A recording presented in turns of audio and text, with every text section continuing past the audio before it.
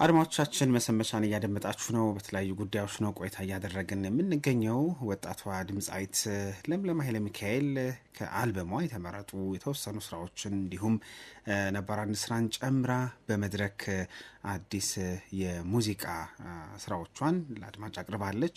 አሁን በተለየ መንገድ የነበሩ ስራዎችን በመድረክ ዳግም በመጫወት ሌላ ቀለም ሌላ ተወዳጅነት እንዲፈጠር እያደረጉ ይገኛሉ ድምጻውያን።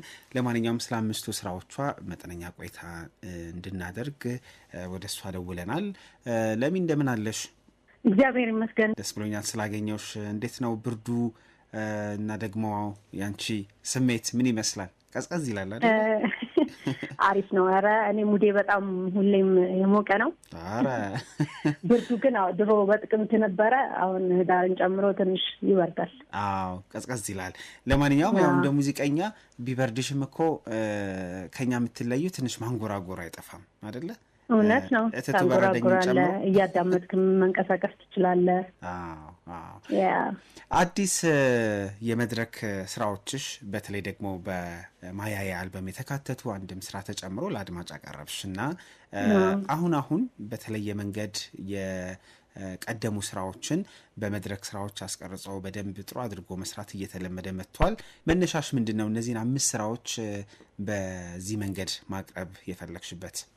ያው እንግዲህ አልበም ለሰዎች ሊደርስ በሚችልባቸው ፕላትፎርሞች ሁሉ ተለቆ ነበረ። የሚኒስትሪ ሚዲያውም የሶሻል ሚዲያውም ሙዚቃዎችን በተለያየ አማካኝነት ያቀርበዋል እና እኔ ደግሞ አመት ሆኖታል ኦልሬዲ። ስለዚህ ለማስታወስ ያህል ከዛ ደግሞ ስቴጅ ፐርፎርማንስ ሲሆንም ሰዎች አብዛኛው ሰው ሙዚቃን የሚያገኘው ወይ በቪዲዮ ክሊፕ ነው ወይ ኦዲዮን ብቻ ድምጹን ብቻ በመስማት ነው እና ስቴጅ ላይም ሊኖሩ የሚችሉ ቫይቦች ምን እንደሚመስሉ ምናምን ለማሳየት ነው በዚህ መልኩ የሰራሁት።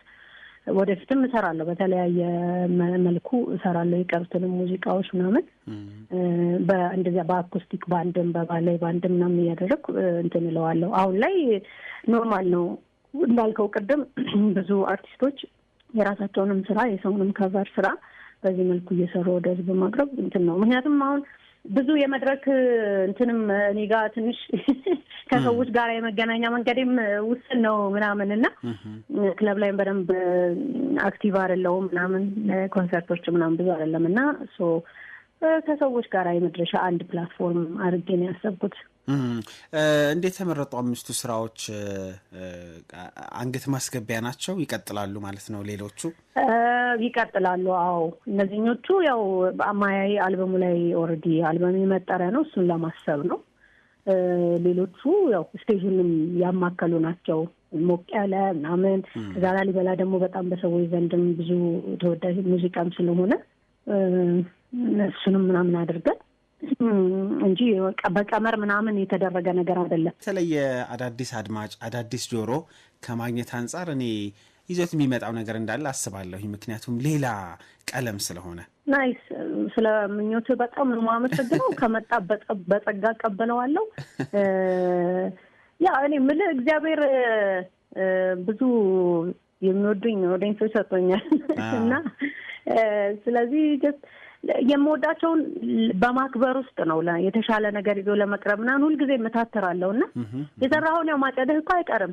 ያው አለ አይደለም ጠብቄ ዲስአፖይንት እንዳልሆን በጣም ጥንቃቄ ያደርጋለሁ። በብዙ እንደዛ ኤክስፔክት እያደረግኩ ምናምን በጣም ዲስአፖይንትመንት ሲያጋጥም ኤክስፒሪየንስ የምታደርገው ነገር ምንድነው? በቃ ከኔ አይቀርም። እኔ የተቻለኝን ቤስት ነገር ለማድረግ ሞክራለሁ። ከዛ በኋላ እግዚአብሔር በፈቀደው ይሆናል ከማለት አንጻር ነው እንጂ ኦፍ ኮርስ ዝም ብሎም አይሆንም፣ ባዶ አይሆንም።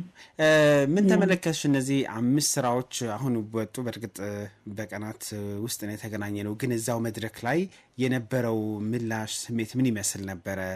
በጣም ነው ደስ ያለኝ። ሁልጊዜ ብዙ ሰዎች እኔም ጨምሮ ፊልምና ቲያትር ምናምን እናንተ ጋዜጠኞች የምታወዳድሩት ነገር አለ አይደለ? ልክ እንደዛ እዚህም ጋር የራስህን ስራ ህዝብ ፊት ላይቭ ክራውዱ ምንም ይሁን ምን መጠኑ ከፍ የሚበል ዝቅ የሚበል የሆነ በስሜት በቀጥታ ከህዝብ ጋር የምትገናኝበትን እድል ነው የሚሰጥህ እንዲህ አይነት ነገርና የኔ ደስታ በቃ ከመጀመሪያ እስከ መጨረሻ ምናልባት ቪዲዮንም ከተመለከትክ አብዛኛው እንደሳቁ ነው ጀምሮ የሚያልቀውና የምር ነው የምቆጣጠረው ስሜት አልነበረም። እና ስቴጅ ላይ ፐርፎርም ስታደርግ ያንን ነገር ነው የምታገኘው እና ከሰውም የነበረው ግብረ መልስ በጣም እንደውም ለቪዲዮ ብለን ቪዲዮ ላይ በደንብ የሰዎችን ነገር ያንተ የሆነ ነገር ላይ እንትን ብለህ ተጠቀመውም እንጂ እያንዳንዱን የሰውን ኢሞሽን ምናምን መመልከት ቢቻል ትገረም ነበርና በጣም በጣም ደስ ያለኝ ጊዜ ነበረ። ይሄንን በምንቀርጽበት ሰዓት የነበረው ኦዲየንስ ማለት ነውና ስሜት ላይ ነው የሚባል አይደለም። ስቱዲዮ ላይ ደጋግመህ ትቀርጻለህ። ስቱዲዮ ላይ ያው ከአንድ ሰው ጋር ቴክኒካል ነገር ስለሆነ ከአንድ ሰው ጋር ምናምን ነው ሞስት ፕሮባብሊ ቁጭ ብለህ የምትቀርጸው። ይሄን ግን በቀጥታ ሙዚቃን ከሚያውቁ ሰዎች ጋር የሚችሉት አብረው ይላሉ፣ የማይችሉት እያዳመጡት ሲመሰሉት ያለ ምናምን ላይ ለእኔ በጣም ጥሩ ጊዜ ያሳለፍኩበት ሞመንት ነበር። በጣም ጥሩ። ለማንኛውም እኛ ከዚህ ውስጥ አንዱን እንጋብዛለን። ምናልባት ለምለም አልበምሽ ማያዬ አመት አለፈው። ከዛ በኋላ ቆንጆ ነጠላ ሙዚቃ ሰርተሽም እንዲሁ ተወዳጅ ሆኗል። አሁን ደግሞ በዚህ መተሻል።